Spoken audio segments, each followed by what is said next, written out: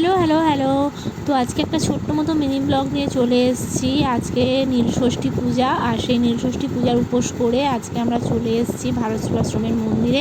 তোমরা দেখতেই পাচ্ছ। হ্যাঁ, আমাকে দেখে লাভ নেই, আমার অবস্থা পুরো নাজেহাল, কারণ সারাদিনের পরে ছেলেকে ঘুম পাড়িয়ে রেখে এসেছি, খুব একটা সাজুগুজু করে আসেনি।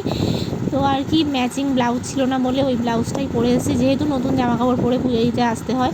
এখানে দেখতেই পাচ্ছ পুজোর কেমন লাইন পড়েছে, আর বাইরে ওখানে ধূপ আর মোমবাতি জ্বালানোর ব্যবস্থা করা হয়েছে। তো ওখানেই ধূপ আর মোমবাতিটা জ্বালিয়ে নিলাম। এটা ঠিক আমাদের আগের বারের পূজাটা চলছে, মানে যারা লাইনে দাঁড়িয়েছিল তারাই পুজো দিচ্ছিল। তো আমরা ঠেলাঠেলি করে ঢুকিনি, বাইরেই দাঁড়িয়েছিলাম। তো ওদের পূজাটা সুসম্পন্ন হওয়ার পরে আমরা শিবের মাথায় জল, ফুল, বেলপাতা এইসব দিয়ে, ফল টল দিয়ে তারপরে পূজাতে বসেছিলাম। পূজাটাও খুব সুন্দরভাবে সুসম্পন্ন করলাম। আপনারা অনেকেই হয়তো জানবেন, আবার অনেকেই হয়তো জানবেন না। তো এই যে বিল্ডিংটা দেখাচ্ছি, এটা মূলত কিন্তু ভারত সেবাশ্রম সংঘের দাতব্য চিকিৎসালয়। এখানে অনেক ভালো ভালো ডাক্তার বসে। আপনারা যারা দেখাতে চান এখানে অবশ্যই যোগাযোগ করবেন।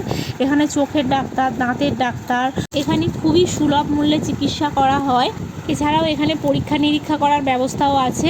আপনারা চাইলে এখানে চোখের ডাক্তারও দেখাতে পারেন, কারণ চোখের চিকিৎসা এখানে খুবই ভালো হয়। তো যারা যারা দেখাতে চাইছেন অবশ্যই এখানে যোগাযোগ করবেন। ধন্যবাদ।